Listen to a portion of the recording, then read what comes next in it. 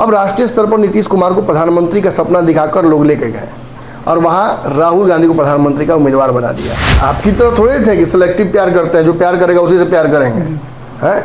वो सबसे प्यार करते थे। और यही खासियत है अटल बिहारी वाजपेयी। एहसास करा दिया कि जब अटल बिहारी वाजपेयी के पास जा सकता हूँ तो मोदी के पास भी जा सकता हूँ जी, अमित शाह के पास भी जा सकता हूँ, एनडीए में भी जा सकता हूँ। रोकने वाला कौन होता है? व्यस्तता की वजह से भी उनको कुछ छोड़ना पड़ेगा। पूरे देश में घूमना है, संयोजक का काम मैंने समझाया कल कितना डिफिकल्ट होता है। तो उस आधार पर नीतीश का समय नहीं है। ये नीतीश कुमार के साथ अगर डबल गेम खेला जाएगा तो नीतीश तो डबल गेम खेलने में माहिर हैं ही, उन्होंने ये बात साबित कर दी। नमस्कार, भारत लाइव देख रहे हैं आप। ये गेम बड़ा है, आपको तो पता होगा। गेम बड़ा में पर्दे के पीछे चल रही सियासी हलचल को आपके सामने रखते हैं जो आप तक पहुंच नहीं पाती है। तो इस आज गेम बड़ा में जो पर्दे के पीछे की कहानी मैं आपको बताऊंगा कि इंडिया गठबंधन की 2 बार बैठकें होती है, पटना में होता है, साथ ही साथ बेंगलुरु में होता है, लेकिन संयोजक को लेकर के कोई फैसला नहीं आता है। और एकाएक नीतीश कुमार का दिल्ली जाना अटल बिहारी वाजपेयी की पुण्यतिथि पर, आपको पता होगा कि नीतीश कुमार 18 में गए थे, उसके बाद 19, 20, 21 और 22 में नहीं गए। एकाएक जो है कि आज के दिन जाना ये किसी और क्या संकेत करता है। और उनके साथ साथ आपको बता दें कि नीतीश कुमार का आज जो है केजरीवाल के साथ साथ कांग्रेस के वरिष्ठ नेताओं से मुलाकात भी होगा। तो इन तमाम जानकारियों के लिए हम चलेंगे अपने संपादक नमन मिश्रा सर के पास और जानने की कोशिश करेंगे कि नीतीश कुमार जो आज दिल्ली गए हैं इसके पीछे की रणनीति क्या है। सर, क्या लगता है आज जो नीतीश कुमार एकाएक जो है पुण्यतिथि पर जो है कि पहुंच गए हैं, हालांकि जो है कि 3-4 साल से वो नहीं जा रहे थे, इसके पीछे की रणनीति क्या है?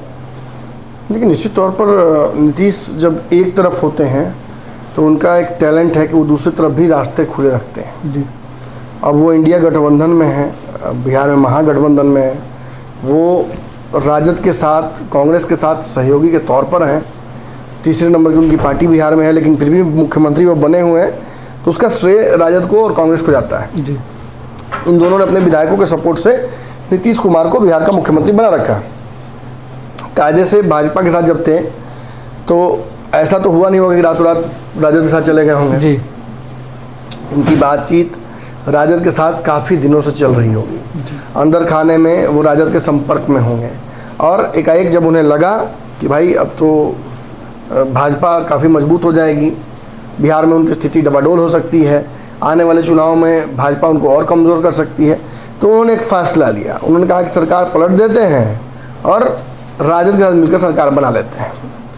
राजद सत्ता के विरोध में थी, बहुत नज़दीक पहुँच कर रह गई थी, तो राजद को लगा चलो ठीक है, नीतीश को नेता मान लेते हैं, सत्ता में वापसी तो हो जाएगी।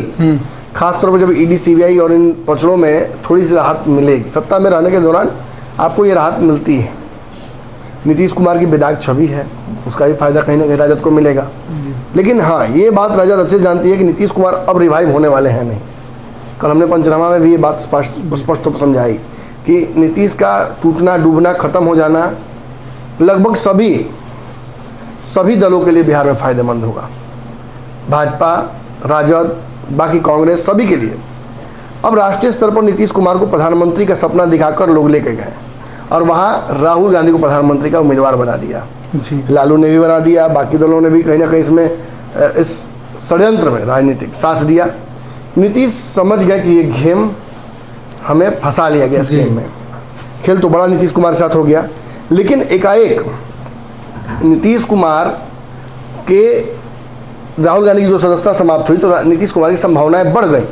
अब इन बढ़ी हुई संभावनाओं में नीतीश कुमार खुद को पीएम के चेहरे के तौर पर देखने भी लगे जी। हालांकि वो कभी सीधे तौर पर बोल नहीं थे, लेकिन उन्हें लगता था कि और कौन हो सकता है उनके अलावा जी। ओबीसी का इतना बड़ा वोट बैंक उनके पास है पूरे देश भर में, उसको इकट्ठा कर लेंगे तो वो एक स्वाभाविक तौर पर पीएम उम्मीदवार बन सकते हैं विपक्ष के।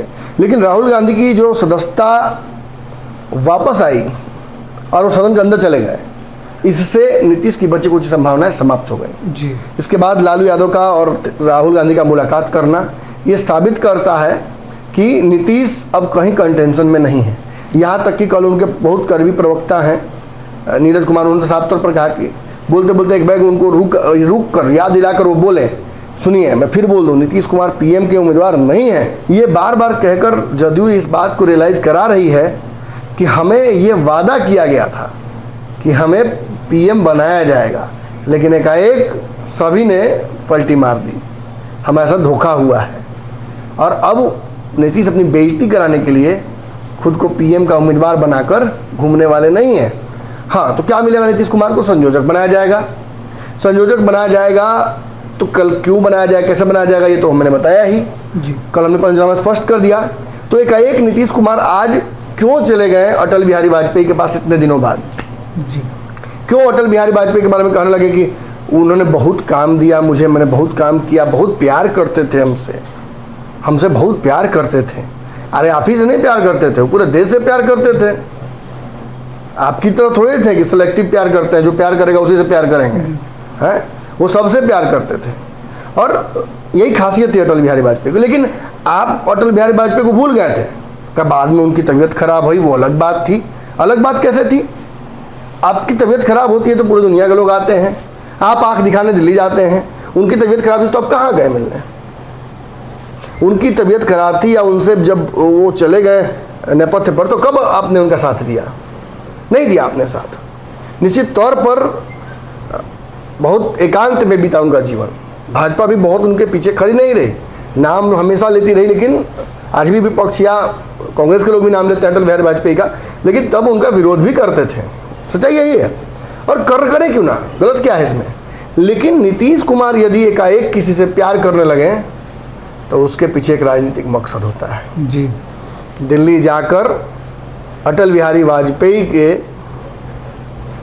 जो शक्ति स्थल है वहाँ पहुंचकर वो जो नमन करते हैं उनको, तो ये स्थापित करता है कि वो भाजपा को भी सिग्नल भेज रहे हैं जी। वो ये भी स्थापित करता है कि वो किसी को जलाना चाह रहे हैं।